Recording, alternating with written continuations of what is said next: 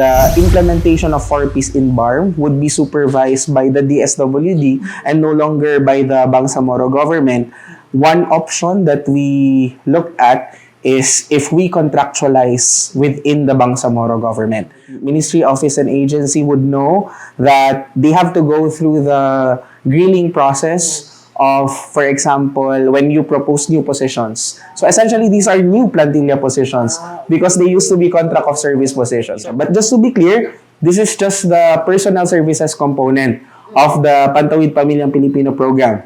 The grants, which are directly given to our beneficiaries, are still funded by the national government. Yes, even from the management perspective of the MSSD, number one is for our beneficiaries in the, or what we call our partners' households in the Bangsamoro region. Why? With no security of tenure, during the contract of service arrangement with our workers, we had the experience of workers resigning because they are given employment opportunities elsewhere. So despite, for example, the trainings that we have provided, and we cannot fault them because they also have to think about themselves, their career growth, their career development, so on and so forth. So we've seen higher turnover rates in the Bangsamoro region, and really it also affects the service delivery. Because sometimes when a worker, for example, vacates a position, another worker would have to fill in, to fill in the gap, to fill in the shoes, etc. So sometimes a worker is overloaded. Therefore, the situation is that a household may not receive the best service delivery, the services under the programs as designed. Because there's also the commitment under international labor conventions.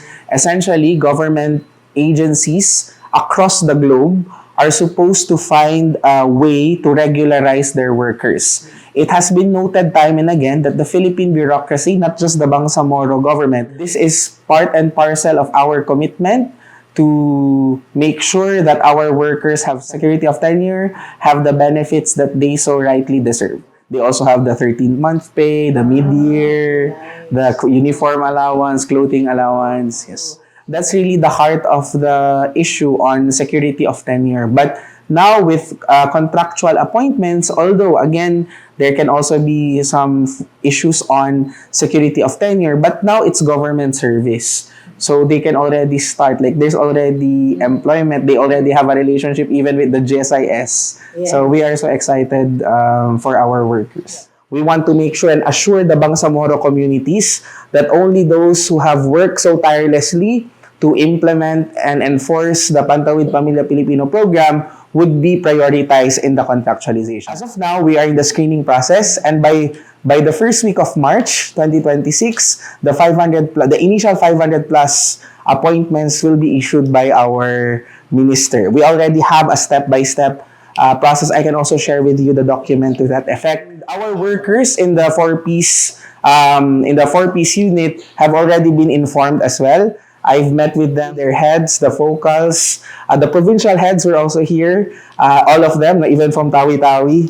So we explained to them the process, and the remaining 811 positions would be screened sometime around February to March. So all in all, the contractualization process for all 1,363 positions would take place in the first semester of 2026. We are not going to waste time because we understand how important this is, not just in the implementation of Pantawid Pamilyang Pilipino Program, but what this means to our workers as well, who inshallah will become MSSD employees, Bangsamoro Government employees. Our COS workers, they are 1,175. 1,363 is the number which we think is required for us to really implement efficiently the program.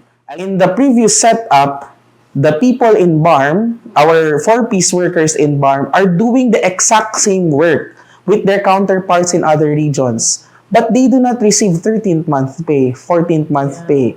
But their counterparts in other regions were receiving. That's a violation of that fundamental principle of equal pay for equal work.